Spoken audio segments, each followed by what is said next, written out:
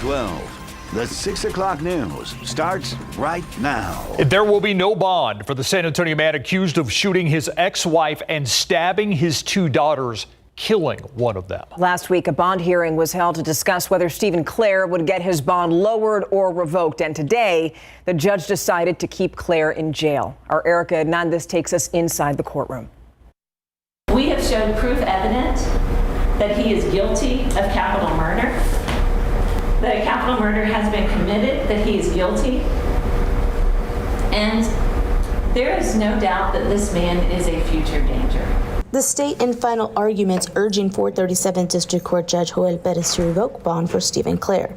Clare, an Alamo Heights nurse practitioner, is accused of shooting his ex-wife and brutally stabbing his 2-year-old and 11-month-old daughter, who died of her injuries back in April. Clare was sitting on bonds totaling up to $3.5 million, which the defense was trying to lower. Judge Perez, after reviewing all the evidence over the weekend, made his ruling. I'm going to grant the state's motion to deny bail.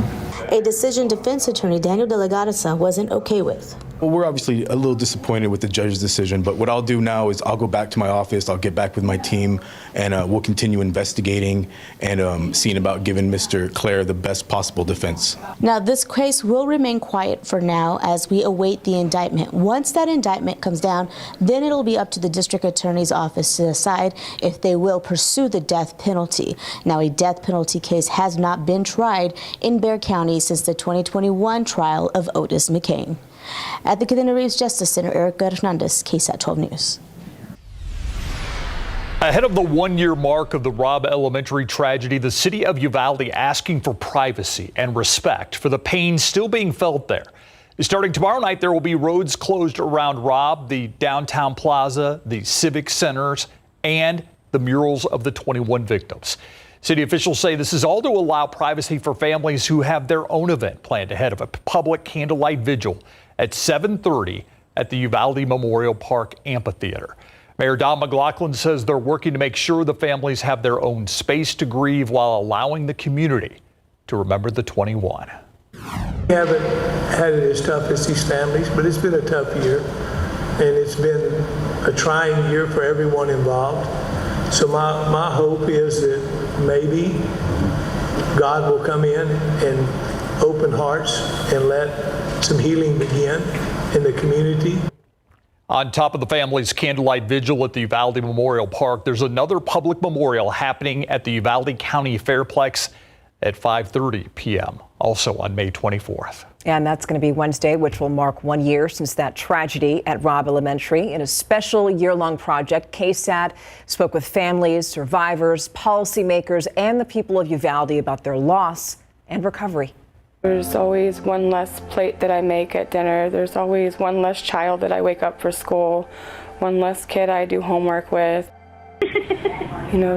Just one less laughter. And even the little things that were irritating just from being a parent and having kids, like the noise. I used to say, yeah, calm down, there's so many of you. And now when it's quiet, it's just, I would give anything to have that noise back. I mean, anything.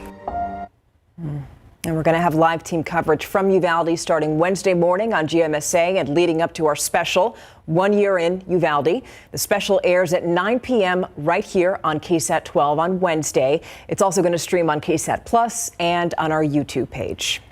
Robb Elementary School has become known for the shooting there nearly a year ago, but the school had a deep history in Uvalde long before that. There was a contest at the time that the school was being built as to for whom it should be named. My best friend was out there walking, and I did not know why. I did not understand. The school issue came up. We took advantage of that. Myra Arthur with a KSAT Explains on the history of Robb Elementary. It's coming up tonight around 6:30. Tonight, San Antonio police are investigating a deadly stabbing at an apartment complex. Happened around 1:30 this morning at the Hamilton Place Apartments on Jackson Keller Road, which is on the north side. People at the complex tell us that they heard a loud fight in the street right before that stabbing. They also say they recognize the victim, a 35-year-old woman. She's the one who died from her wounds. And next thing you know, all of a sudden they just start fighting. And you can hear those hits like really fast, really, really, really bad. I go away for 2 minutes and then I come back outside, she's on the ground and they trying to resuscitate her. So officers are saying the woman that they're talking about did not live at the apartment complex. SAPD says that witnesses told officers the victim was arguing with a man right before the stabbing. Tonight, a woman dead, another in custody after an apparent road rage shooting on the city's far west side. SAPD says 23-year-old Casey Garcia arrested in connection to the shooting. It happened about 9:40 last night at a gas station on Loop 410 near Highway 151. Officers say Garcia got into a car crash with the victim. She then followed the other woman to the gas station. That's where she allegedly shot her. She's now being charged with murder. The name of the victim has not been released yet. He's leaving the city's largest school district after 11 years, but why? In the latest edition of Spriester Sessions, I sit down with Dr. Brian Woods to talk about education, safety, and what's next. Here's a preview. Getting close to the time where you're going to step down. Right. Any second thoughts? Every day, I think there are second thoughts. You know, it's just a hard thing. You walk away from people you've worked with for more than 30 years. It's a hard thing to do. And you feel, to some degree, you feel like you're letting them down. The things that I don't feel so good about are less to do directly with schools and more to do with the kind of policy and political environment that schools operate in. How do we do security the very best way that we can possibly afford to do, obviously? But then how do we manage folks' anxiety around school violence, right? That's a real concern. And that's another thing that I think our state, frankly, could do more to assist with. More from this interview tonight at 10. Now, if you want to watch the entire Spriester Sessions interview, you can use your phone's camera and follow the URL code. Or it's streaming right now on all our KSAT streaming platforms, including our KSAT YouTube page. Take a live look outside, 85 degrees, blue skies and a few clouds out there. Yeah, a few clouds. It's pretty quiet outside today, and most of this week is going to be quiet. Just a few little hiccups here and there we're going to get to in just a moment. 85 degrees our high temperature today, below average. Even this morning, 63, which is below average. The record high, 100. So back in 1939, that gives you an idea of what's possible this time of year. We all know that. Average high, by the way, is 88. Right now, Pleasanton's 87, Fredericksburg 83, Carrizo Springs, Cotulla at 90 degrees. So not even all that much warmer as you go into the typically warmer locations south and west of town. Converse 83. New Braunfels right now at 84. And as we go through the evening hours, temperatures will fall off gradually. I mean, by 10 o'clock, we're at 76, midnight at 72. Partly cloudy, not much of a breeze out there, and a little bit of fog possible later on tonight. We'll be back to talk about our temperature trend the rest of this week and when we have a few storm chances in just a bit. Thank you, Adam. Let's go to Loop 410 in San Pedro right now. Check out the traffic situation, and you can see things are moving very smoothly on 410, the access roads, and even down at San Pedro itself. No major traffic accidents to tell you about at this hour. Yeah, the traffic situation is there is no traffic situation. Good news. Switching gears now, it's something that many foster kids don't know, and that's that they can go to any state public college for free. But here's the thing. Only half of foster kids actually take advantage of that benefit. Yeah, as Courtney Friedman tells us, the college with the most students utilizing the waiver in the entire state is right here in San Antonio. I got put into foster care at the age of 16. Liz Porak was moved around from family members to shelters and finally a foster family. The ever-changing situation making it hard to plan for her future. For me, I didn't know what school I was going to graduate from. I didn't know what city it was going to be in. She said that's why college was never even something she considered. It was her foster mom who told her about the state's program providing free college tuition waivers to former foster youth. I feel like there's not much awareness on it. That could be why nearly half the state's eligible students don't use it. It shouldn't be rare. It should be something that's more common. Natalie Riojas works for the Alamo Colleges District, which has the largest population of former foster youth in Texas. And each of the campuses has a campus advocate specifically designed to walk them through. Riojas oversees the PATH program, which offers former foster youth everything they need to succeed. The PATH program's wraparound services happen right here at the Share Center on campus. That includes counseling or help with their classes, but they're also able to come get clothes here, as well as the food pantry. They also make it easy to transfer to other public colleges, just like Porak plans to do. Now I'm in my business degree here at Palo Alto, but I do want to transfer to a 4-year to get my cybersecurity. She's interning for the Alamo colleges, helping facilitate resources for students like webinars about financial literacy and mental health. It's definitely giving me more confidence in my voice. A voice she hopes other former foster youth will find too by using their free tuition waivers. Don't be scared of your future and take advantage. Courtney Friedman, KSAT 12 News. I like that. Now, here's the thing, that there is an age cap for those tuition waivers. Students have to register before they're 25 years old in order to receive the free education. Anybody interested in learning more can contact the Alamo Colleges District, and good luck. Still ahead on the news at 6, a San Antonio nonprofit helping veterans, how this special therapy is helping heroes physically and mentally. That's up next.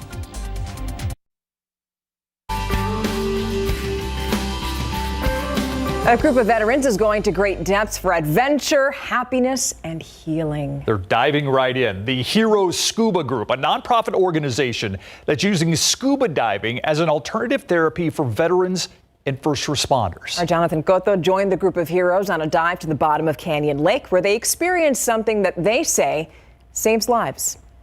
The dive buoys out there. It's an early morning start for this group of scuba divers. The mission of this hero group is to improve the side effects of post-traumatic stress, anxiety, and injuries suffered by veterans and first responders. So we started in October 2019, and the vision is just trying to get other vets and first responders out and available to help with mental health awareness, treatment as a treatment option. For many, diving is a recreational sport, a chance at adventure. But for these veterans, descending to great depths is more than just for thrills, it's for healing. For me, it's knowing how I'm gonna come out of the water and how I'm gonna be feeling when I'm done.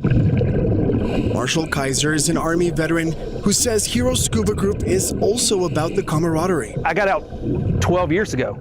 I missed that. That was the worst part about getting out for me was not having that anymore. And this group is that for me. Like it's what my life was missing, and I didn't realize how important it was to me. Kaiser's wife has been through the good and the bad in Kaiser's journey and says she has seen how diving has positively impacted his mental health. There's been some research studies done on your dopamine and serotonin levels, this natural chemical boost, right? Like if you exercise, you get those natural endorphins. It's almost similar to what they're doing when they dive.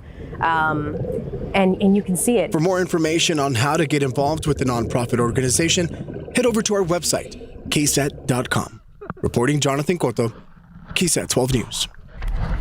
Okay, that's pretty cool. 85 degrees out there right now. All right, here we have our Sky 12 over the downtown area. 6:15 right now. It's just really pleasant out there, and what's awesome is that this is going to be a quieter week. I am really excited about the temperatures that we're seeing for this week, Adam. Yeah, not much variation, and we're going to be right near average. It's so often when the weather pattern quiets down that you'll see those temperatures spike a bit. Now it's going to be warmer than what we had the past couple of days, but right around average. So quieter this week, but still a few storm chances to talk about. We'll get into this pattern and why and when we'll have a few storm chances and near average temperatures. Keep in mind the average high is 88. We're going to be right around that, give or take a degree or two from time to time. All right, let's get right to our radar and notice nothing around San Antonio. In Mexico, we have some thunderstorms developing, and even in West Texas in the higher terrain, those terrain circulations, they're not going to make it here. They're just going to throw a little extra cloud cover our way. The kind of clouds I like to see around sunset, these high, thin clouds. However, they get a little more dense as they flow from west to east. So if we can get them just in time before sunset, I think we could have a picturesque sunset, but they'll be a little too thick closer to the Rio Grande. Either way, we're getting the high clouds from those storms, but not actually those storms. Otherwise, very quiet. And most of the action today is in West Texas and up into the Panhandle as well. That's where we have even a few severe thunderstorms and that severe thunderstorm watch box. Now, here's why we have storm chances this week. Whenever we have this northwesterly flow aloft, that steering flow coming in from West Texas and the Panhandle, we can't trust it to be completely storm-free. Even if our local conditions don't really call for storms, we can often see storms come together into an organized complex, drop southward, get pushed our way, and often the models miss these organized storm complexes, and they can drop southward, typically dissipating, but sometimes have just enough left by the time that energy makes it to San Antonio. So we're not expecting anything really organized or widespread, but there's always that off chance in this weather pattern. Notice our futurecast even indicating some of these organized storm clusters coming together overnight, and then maybe the leftovers getting close to us, and like I said, possibly even hitting us from time to time. But overall, we're looking at a 20% chance. So pretty slim rain chances, highly isolated in nature and generally dry. Then on Memorial Day, we've got another isolated chance of rain, a 20% chance then. Here's our newest drought monitor, and this is a big improvement from what we had just weeks ago. However, obviously, we have some work to do. We need to gain some ground. So the drought monitor has a data cutoff. So the drought monitor is issued on Thursdays, but the data cutoff for rainfall is Tuesday, 7 a.m. So let's take a look at the amount of rain we've had since Tuesday at 7 a.m. That's going to go into the next drought monitor that's issued on Thursday. Look at Ingram, right in the worst drought area, 1.31 inches, Bernie 0.85, Hondo 2.79. This is nice to see. So I anticipate another good dent in this drought monitor come Thursday. So we'll be bringing that to you, of course. And usually Justin has it at 9 a.m. I'll have it at 5, 6, and 10, et cetera, et cetera. Anyway, 84 degrees out there right now. Dew point is 65. Tomorrow we start today at 67. Partly cloudy in the morning. Otherwise a sunny day. 88 degrees the high temperature. As usual, a few degrees warmer to the south and west of town, closer to the Rio Grande. But around town, upper 80s, right near 90 degrees. And then look at that temperature trend, Spreester. Right near 88, give or take. That's what I'm saying, the 80s. Yep. It's almost like we're not in South Texas. It feels like we've been 90s 100 before, like this time. Yes. Well, also the damp soil helps a lot. The moisture in the soil keeps us a little bit cooler. Love it. Ooh, yeah, I like that too. Okay, we've been talking for a while. Okay, Wemby fever, by the way, still high. Yeah. We've been talking about how the Spurs reacted, all that good stuff. But now it's how did they party when they found out that they got it? I can imagine that party probably went to 3, 4, 5, 6 in the morning. Heck, they may not have ever even slept, right? So that's one of the questions. How did General Manager Brian Wright celebrate? We got that answer for you coming up. Plus, in high school softball, East Central, the Hornets are very happy because they are going to the regional finals coming up.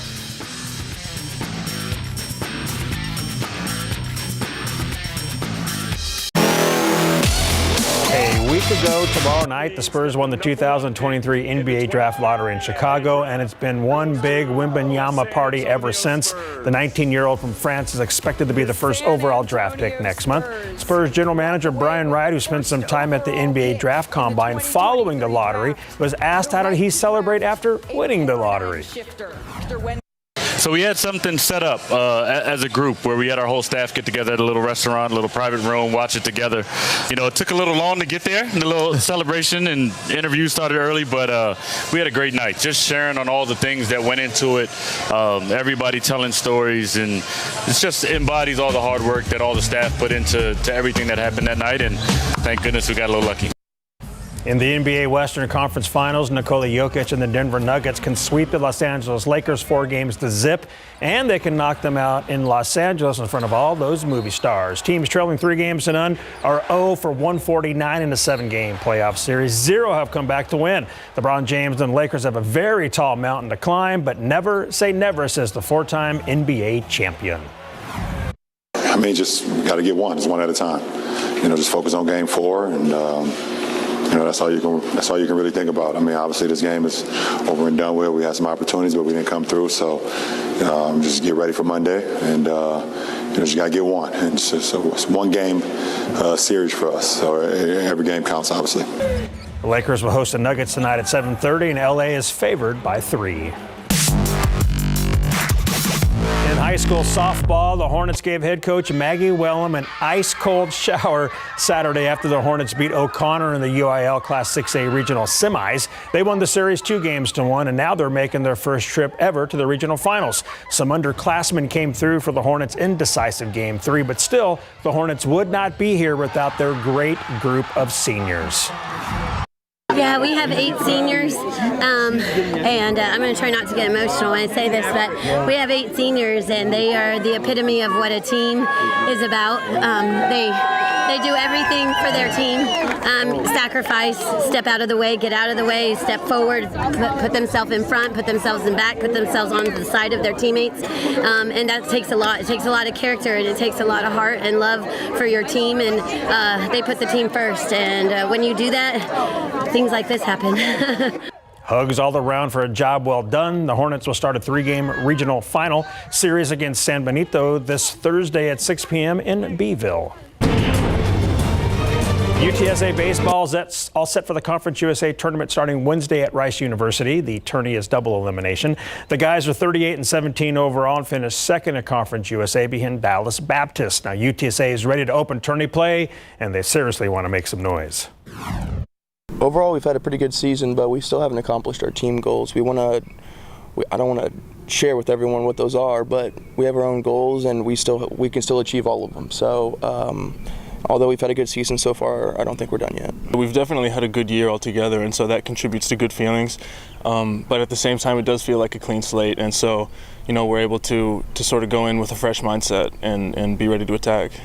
Number 2 seed UTSA will face 7th seed Middle Tennessee, 12:30 p.m. Wednesday in Houston. That's Game 2 of 4 games scheduled. Can we go back to the East Central highlights when the ice water's heading towards Coach Maggie? That is the bet. Like, can we slow that down for 10 o'clock where she's like, sure, I can slow that down. You hear she's like, ah. It's a great reaction. Yeah. Thanks, Larry. You got it. Coming up next, Myra Arthur takes us to Uvalde to tell some of the stories that haven't been told in the last year. The history of Robb Elementary before the tragedy. KSAT Explains is next.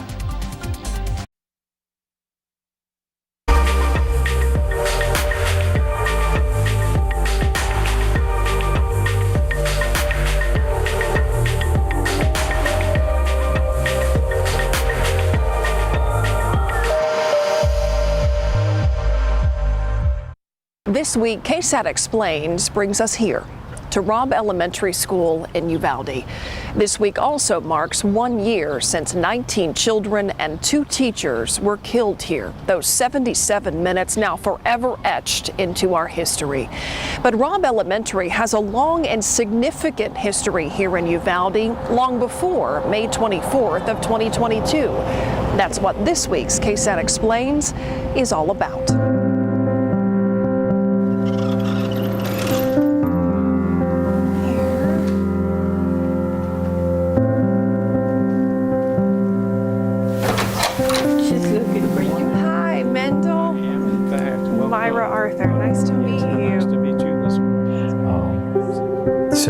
So many unimaginable effects and ripples. Just keep going.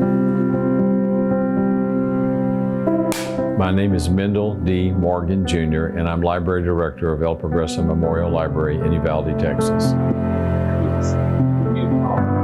I want the library to be a safe place, a refuge, a respite from what tragedies are going on in the community. So I grew up in Uvalde. My formative years were here, and in my heart, this is my hometown. There are so many stories that people have in this town connected to Robb. Yes. Long before May 24th of last year. Oh, absolutely. Robb was one of our very well-established schools in the community. And I did want to share with you, my late aunt, Arlena Nose, was a teacher at Robb School for 40 years.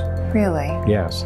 And in fact, one of my friends, Olga Charles, was one of her students. I went to Robb Elementary. I went there and I went to room 1. You have some specific memories that stand out to you about your time at Robb? Fabulous times that we all had here.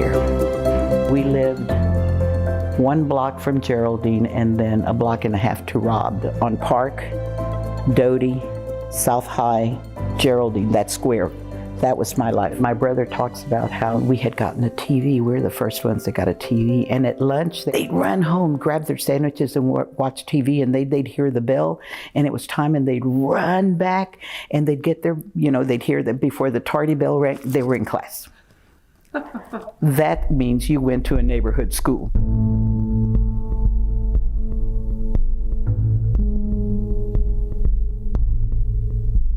But when she was 11, the family moved to Uvalde, and she was among the first students to graduate from high school here in 1891. There were 3 students in the graduating class in 1891. And when she was president of El Progreso Club in 1926, she was the one who went to the city to make the first request for funding for the library for the operating budget. There was a contest at the time that the school was being built as to for whom it should be named.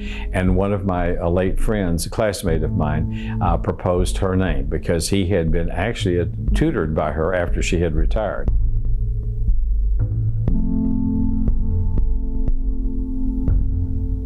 I went to Robb in the 50s. I think I was in the 4th grade, and I realized that there was so much discrimination here at a very young age. And back then, because of the area that Robb Elementary covered, we were all Hispanics. The teachers back then were mostly white. They punished us for speaking Spanish. I was about 23, 24 years old.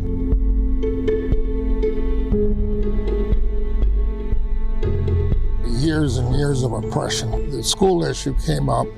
We took advantage of that. And so the walkout did not start for any other reason. The timing was right. My senior year was the walkout. And at that point, my father says, "You're not walking out," and I didn't walk out. But my best friend was out there walking, and I did not know why. I did not understand.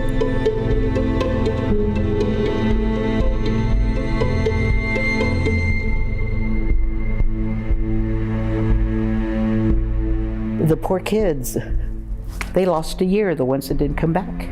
The students are the ones that paid the price. We did a lot of good.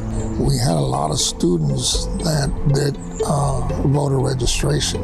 We energized a lot of the younger people, a lot of people, to run for office. Now, 50 years later, I've learned why exactly. Now I understand why they walked out. At first, we thought it was a dark cloud over us, and that was nothing compared.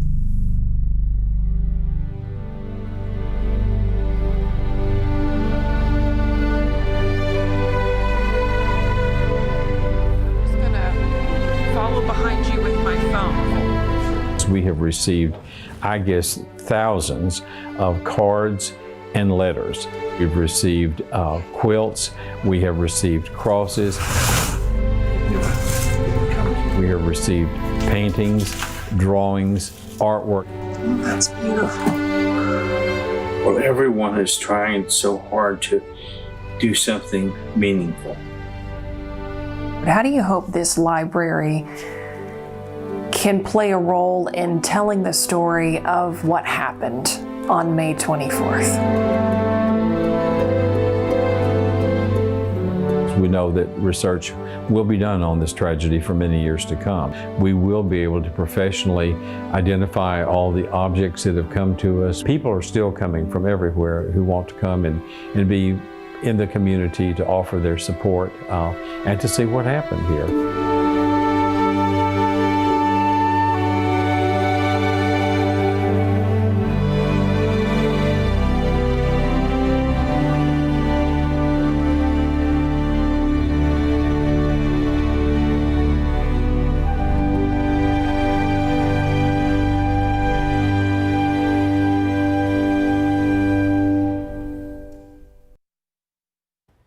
We will have live team coverage from Uvalde starting Wednesday morning on GMSA leading up to our special 1 Year in Uvalde. It's at 9 p.m. right here on KSAT 12 and streaming on KSAT Plus and our YouTube page. You can also watch this KSAT Explains again if you'd like to on KSAT Plus and our YouTube page as well as our website. We'll be right back.